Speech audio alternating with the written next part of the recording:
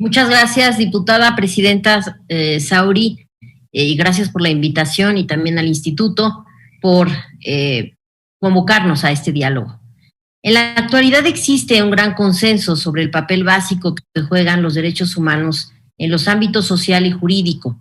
También existe consenso en que los derechos humanos son el banco de pruebas de la llamada teoría de la justicia, de manera que se identifican justicia y derechos humanos. Así como se dice en el artículo 16 de la Declaración de los Derechos del Hombre y del Ciudadano de 1789, toda sociedad en la que no está asegurada la garantía de los derechos ni definida la separación de poderes, carece de constitución. Si bien desde 1917 nuestra Constitución hacía alusión a los derechos humanos como garantías individuales, de forma que se presentaba a confusión conceptual, todos entendíamos a qué se referían por esas garantías.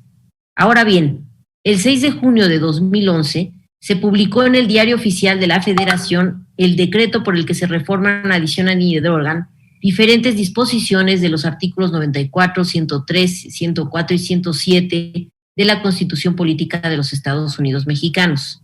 Entre las cuestiones relevantes de este decreto se realizaron reformas relacionadas con el juicio de amparo, institución protectora por excelencia de los derechos fundamentales.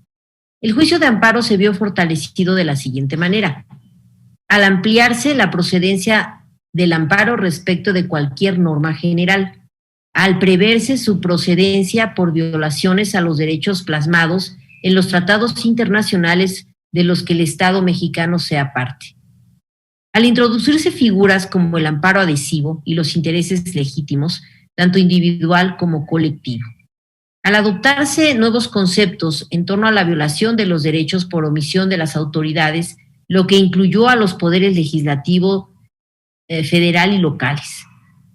Al sentarse las bases de la Declaratoria General de Inconstitucionalidad, de la que se exceptuó a las normas generales en materia tributaria, y al crearse los plenos de circuito.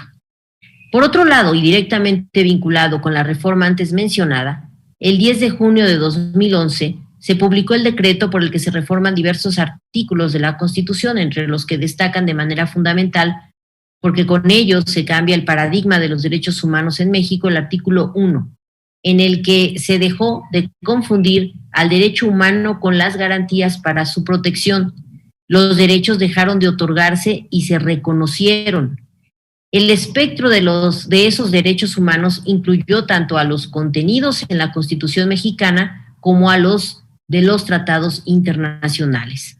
Desde entonces, la interpretación de las normas relativas a los derechos humanos se hace de conformidad con nuestra Constitución y los tratados internacionales de la materia, favoreciendo en todo tiempo a las personas la protección más amplia. Con ello se estableció a nivel constitucional el principio pro persona.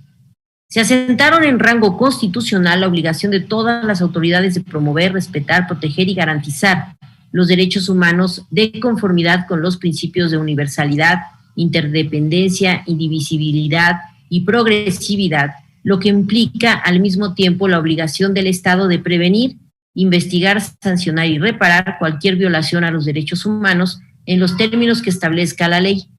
Debieron destacarse que la ley debería atenerse a los parámetros constitucionales y convencionales, y se estableció como principio fundamental de la actuación del Estado mexicano el de dignidad de la persona, al prohibirse toda discriminación motivada por origen étnico o nacional, el género, la edad, las discapacidades, la condición social, las condiciones de salud, la religión, las opiniones, las preferencias sexuales, el estado civil o cualquier otra que atente contra la dignidad humana y tenga por objeto anular o menoscabar los derechos y libertades de las personas. Así, ambas reformas impactaron directamente en el ejercicio del poder público e incluso de los particulares. Esas modificaciones en materia de derechos humanos constituyeron un cambio en el modo de entender las relaciones entre las autoridades y la sociedad, ya que colocaron a la persona como el fin de todas las acciones del gobierno, La promoción, respeto, protección y garantía de los derechos humanos es de importancia fundamental para la vida del Estado mexicano. Es un asunto transversal a toda la actividad pública del país. Esta reforma podría considerarse como el avance jurídico más importante que ha tenido México para optimizar el goce y ejercicio de los derechos humanos. A final de cuentas, de lo que se trataba era de mejorar las condiciones de vida de la sociedad, así como el desarrollo de cada persona en lo individual. Esas reformas constitucionales generaron la impostergable necesidad de replantearse la forma de, por ejemplo, expedir nuevas leyes o normas generales, pues ahora debería tenerse presente tanto el parámetro contenido en la Constitución mexicana como el de los tratados internacionales. Esto último ha generado la necesidad de profundizar en el estudio de los tratados internacionales, en los que se reconocen derechos humanos y de los que el Estado mexicano es parte, con la finalidad de que nuestra actuación como legisladores no propiciemos que esas normas sean o inconstitucionales o inconvencionales. Es por ello que el día de hoy celebramos el 10º aniversario de la publicación de la que consideramos la reforma estructural más importante de la Constitución mexicana desde 1917.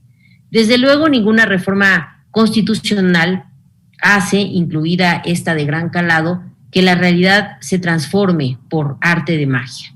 Si bien, en principio, el cambio se da en un aspecto meramente normativo, en un nivel infraconstitucional, también es cierto que ello genera un cambio inmediato en los agentes operadores de la norma, autoridades, abogados, postulantes y jueces, así como en sus intérpretes, tanto doctrinarios como destacadamente a los propios jueces constitucionales.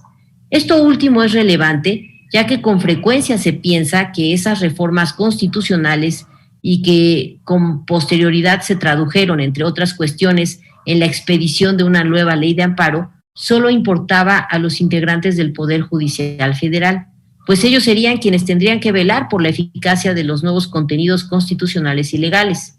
En realidad, esta reforma involucra a todos los poderes públicos, organismos constitucionales autónomos, así como a todos aquellos que realicen alguna función vinculada con el servicio público, lo que incluye a particulares, de manera que todos estamos involucrados. Por ello, a 10 años de la reforma en materia de derechos humanos, es muy necesario hacer un corte y preguntarnos, ¿cómo vamos? ¿Se han cumplido todas las expectativas? De no ser así, ¿qué nos ha fallado? ¿Se requieren más reformas constitucionales o legales? ¿O se requiere de otro tipo de acciones? ¿Cuál es el futuro de nuestros derechos humanos?